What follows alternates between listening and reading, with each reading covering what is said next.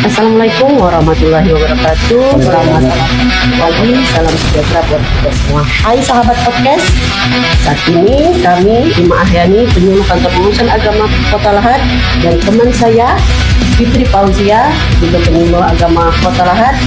Dan saat ini kami sudah ditemani oleh Bapak kita, Bapak Didik Setiawan SHMM. Beliau adalah seorang kepala Bimkesmaswat ya Pak ya? Iya benar. Beliau ini selain masih muda dan energik, kami sangat terinspirasi sama beliau karena di usianya yang sangat muda ini beliau sudah banyak sekali prestasinya. Di antaranya juga beliau mencetuskan sebuah buku.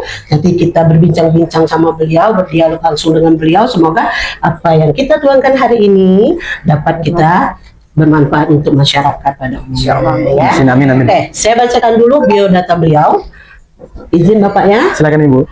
Bapak Didik Setiawan SHMN, tempat tanggal lahir Oku Timur 11 Februari 1991. Wow, sangat masih muda sekali. Tapi sudah kepala tiga Bu. Jika Sudah kepala tiga. Sudah kepala tiga. 1991. Saya BU muda atas jauh dari beliau. Ini seperti adik saya ya. Sangat muda lebih Ya dari benar. Mbak. Ya, beliau sekarang menjabat sebagai Kepala Bimkesmaswat di Lapas kedua Al-Lahat ya, kelas 2 Al-Lahat. Ya, kami bacakan dulu profesi beliau. Petugas pemasyarakatan ya. Terus dosen praktisi, penyuluh KPK RI. Wow, ternyata beliau selain juga di lapas, beliau juga sutradara film. Iya, benar. Terus beliau juga seorang penulis. Beliau juga selain seorang penulis juga dan bisa juga menciptakan lagu. Nanti boleh Pak ya? Nyanyi ya, kita terserah nyanyi boleh Bu. Terus beliau juga pernah menjadi seorang pilot. Ya. Masya Allah. Tapi bukan pilot pesawat Bu ya. Oh, no. Pilot drone. Oh, Pilot drone itu. Ya. Ya. Jadi Plane. pilot drone itu dulu kita sama teman-teman dari Papua Mapping Center bikin kelas pemetaan drone, fungsinya untuk mitigasi bencana. Jadi dulu itu kami lebih ke kerja sosial untuk bantu mitigasi daerah-daerah yang rawan bencana. Kita petakan dengan drone bersama teman-teman dari Papua Mapping Center. Mudah-mudahan teman-teman dari Papua Mapping Center yang kelas skop drone dulu bisa nonton, kita bisa ketemu lagi Kasih hapus dulu.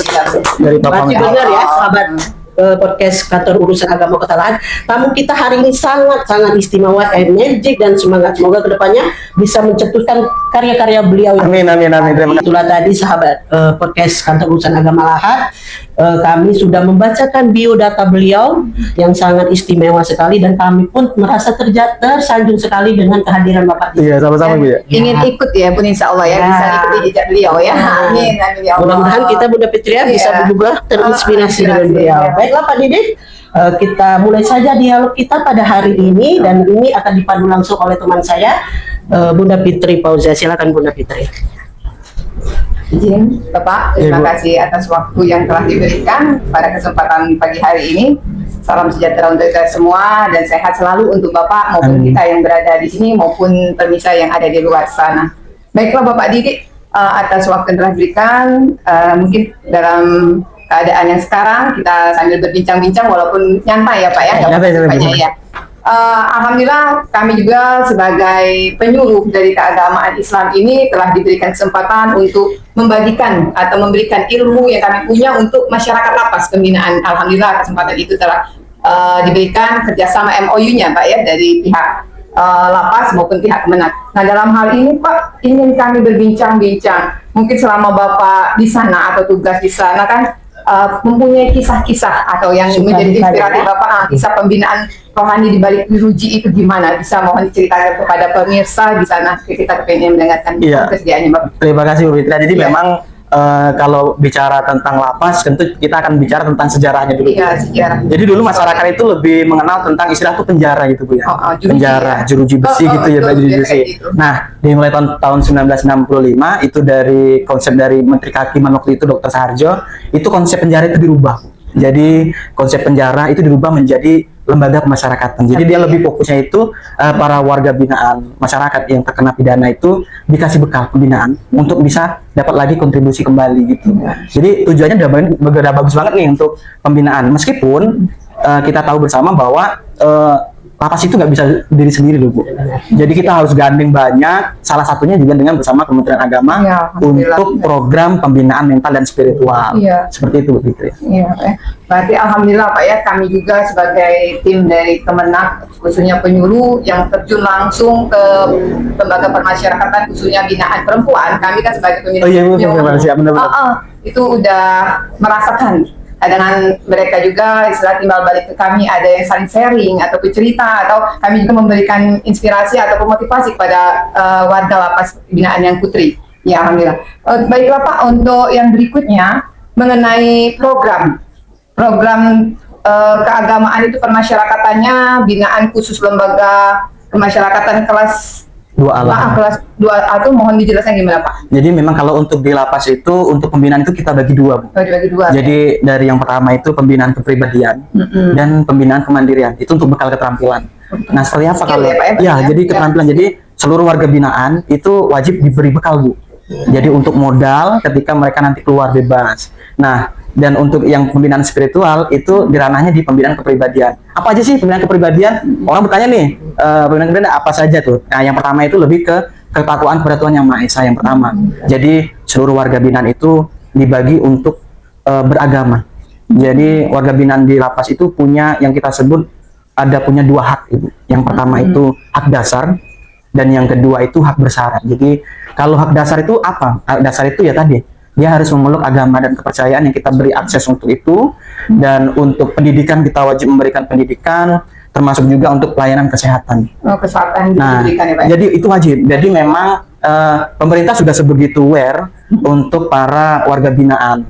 Tujuannya itu tadi untuk menyiapkan mereka untuk kembali dalam masyarakat dan bisa berkontribusi kembali. Memang tantangan beratnya itu tadi Bu.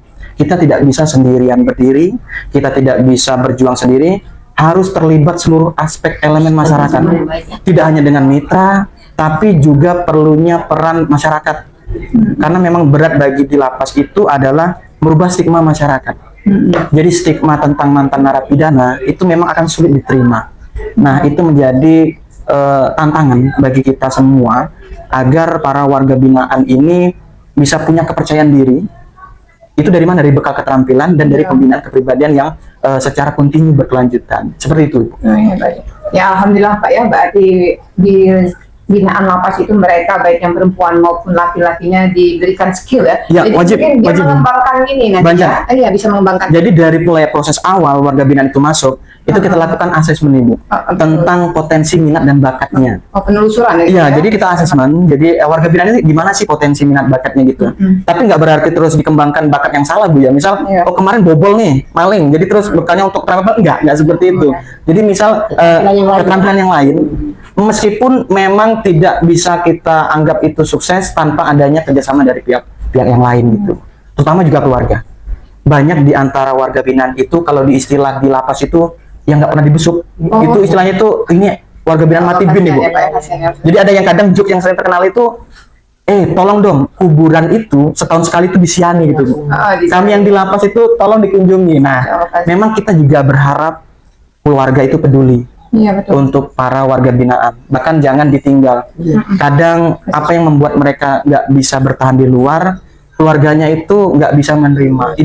Ini menjadi problem bagi kita. Makanya kita harap warga binaan itu produktif. Yang pertama, kedua dengan kepercayaan modal tadi diharapkan dia mampu bisa untuk bertahan di luar. Gitu.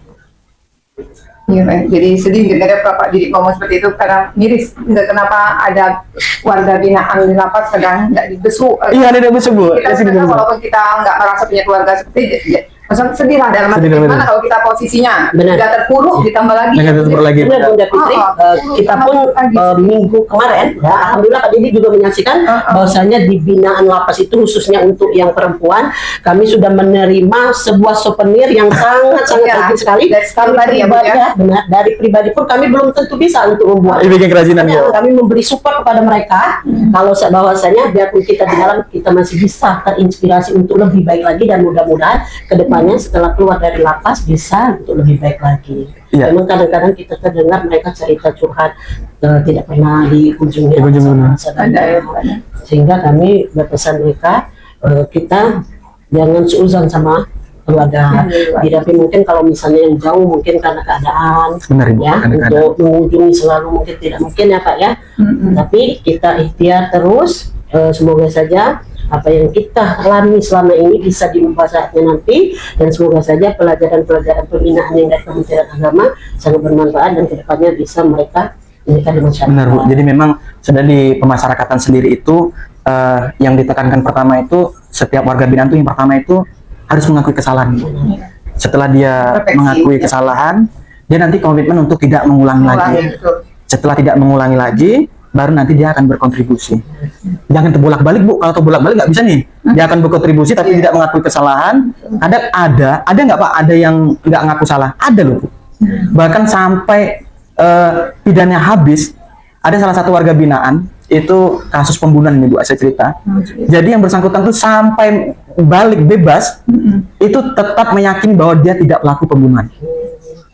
Nah ini keren nih, jadi kan gimana tuh kan dia sampai detik akhir, sampai bebas jalan kaki bebas murni, itu masih kekeh bahwa dia tidak membunuh. Nah ini kami sebagai petugas lapas juga bentuknya gimana ini gitu kan ya. Sedangkan proses hukumnya, kalau untuk proses pidana di criminal justice system itu ada langkah-langkah memang Bu yang harus bisa ditempuh. Salah satunya kalau putusannya sudah inkrah, apalagi sih upaya hukum yang bisa dilakukan para warga binaan, bisa. Ada satu lagi yaitu peninjauan kembali ke Mahkamah Agung. Itu pernah saya, saya pernah tawarkan itu. Pak, kalau memang masih meyakini ada tidak bersalah, silakan ditempuh di Mahkamah Agung untuk peninjauan kembali. Tapi ada catatan dalam berkas peninjauan kembali itu yang sangat dibutuhkan itu satu, yaitu ovum, alat bukti yang tidak pernah disampaikan pada persidangan sebelumnya. Kalau itu bisa dibuktikan, bisa bebas, bisa. Tapi ya tadi kita hanya bisa berharap, dan yang bersangkutan pun kemarin sudah alhamdulillah bebas. Beliau menjalani pidananya 8 tahun. Jadi kalau kita pikir kesiannya selama itu dia meyakini bahwa dia tidak bersalah. Jadi itu nggak kayak di film-film Bu, ternyata ada loh. Ada juga ya, Dalam dunia nyata tuh ada. Begitu. Ya Pak, Asi juga alhamdulillah hari ini ya. Ya. Lanjut Pak, next again ya, untuk pertanyaan sekali lagi, mungkin ini sebagai penutup dari pertanyaan kita pada pagi hari ini Pak. Mengenai gimana ke depannya, mengenai harapan terutama dari pihak lapas sendiri maupun kedepannya untuk kerjasamanya dengan pihak Kemenang, yaitu dengan adanya lembaga kemasyarakatan, khususnya kami mungkin para penyuluh itu gimana harapannya bagi semuanya atau bagi yang lain-lain? Jadi kalau lihat dari kerjasama yang udah bagus Ya, terjalin ini Bu, jadi memang harapan kita sih bisa ditingkatkan kembali, kegiatan penyuluhnya bisa ditingkatkan kembali, dan kalau bisa nanti memungkinkan untuk kita adakan sertifikasi bagi para khotib dan imam. Oh, berarti khusus bagi bapak-bapak ini dong Pak? Khusus ya Bu, untuk yang fokusnya. Nah, yang dai ini bukan? Kenapa ini menjadi atensi? Jadi gini Bu, kita berpikir gini, ada beberapa kejadian warga binaan itu kasus asusila itu dilakukan oleh oknum-oknum tenaga keagamaan. Seperti terjadi di daerah di Lahat, itu ada seorang yang mengaku berguru ngaji, nah itu terkena asusila. Hukumannya sekarang seumur hidup, Ibu. Oh, seumur hidup Pak? Di lapas. Hukumannya seumur hidup. Nah, kita berharap nanti ayo kita bersama Kementerian Agama kita laksanakan sertifikasi bagi para imam dan khotib ataupun pengurus masjid. Agar kenapa? Agar nanti masyarakat juga bisa yakin ini. Ketika menitipkan anaknya di salah satu tempat ibadah, oh ini sudah tersertifikasi nih, oh sudah terawasi dengan baik oleh pemerintah. Karena kalau kita abai, banyak kejadian asusila itu dilakukan oleh orang-orang seperti ini. Kalau kita berkunjung, kita mungkin nggak bisa melihatnya di kota besar ya, masjid katakanlah masjid besar otomatis sudah punya nama baik ya. Tapi bagaimana dengan tempat-tempat ibadah yang jauh dari kota, misal di desa-desa yang jauh. Bahkan ada yang pengen belajar mengaji, kita sebagai orang tua menitipkan anaknya untuk mengaji, hanya kita bermodal, oh si pengurus masjid ini bisa ngajar ngaji, tapi kita nggak punya memastikan dia ini benar nggak guru ngaji yang tersertifikasi. Kita harapannya seperti itu sih Bu. Untuk skala kecilnya, pengen sih kita mulai di lapas nih. Jadi kita pengen nanti kenalkan juga bahwa salah satu program unggulan kerjasama Kementerian Agama dengan lapas itu menerbitkan khotib imam dari lapas yang tersertifikasi gitu. Iya, insya Allah. Keren ya, bisa itu ya. Realisasi dengan Bismillah sama sini. Baiklah Pak, terima kasih kesempatan yang telah diberikan pada hari ini untuk bincang-bincangnya. Mungkin saya lanjutkan kembalikan ke host. Silakan Bunda Im. Terima kasih Bunda Fitri. Baiklah sahabat podcast, tadi kita sudah mendengarkan dialog-dialog yang sangat bagus sekali dengan Bapak Didi Setiawan SHMM. Bapak, terima kasih atas waktunya hari ini. Kami penyuluh kantor urusan agama Kota Lahat mengucapkan terima kasih yang sebesar-besarnya kepada Bapak, dan semoga saja kita bisa berjumpa kembali di tema-tema yang lain. Tapi boleh closing statement itu betul ya? Boleh. Jadi saya pengen menyampaikan closing statement coach dari Kepala BNNK Pak Lawang. Oh, Pak Lawang. Jadi Bapak Andi, beliau bisa nonton nih, beliau ada nulis di bukunya itu, dia bilang gini nih, dia menyampaikan pesan bagi warga binaan. Jadi yang belajar ngaji melalui bimbingan rohani, dia berkata begini, jadikan iman sebagai pegangan, taubat sebagai jalan pulang, dan kebaikan sebagai langkah menuju masa depan yang lebih baik. Itu Bu, Amin. mantap. Sangat bagus sekali ya. Ya Bapak Didi tadi telah menyampaikan dialognya. Terima kasih. Kami mohon maaf kalau ada kata yang salah, kepada Allah kami mohon ampun. Kami undur diri. Wassalamualaikum warahmatullahi wabarakatuh. Waalaikumsalam warahmatullahi wabarakatuh.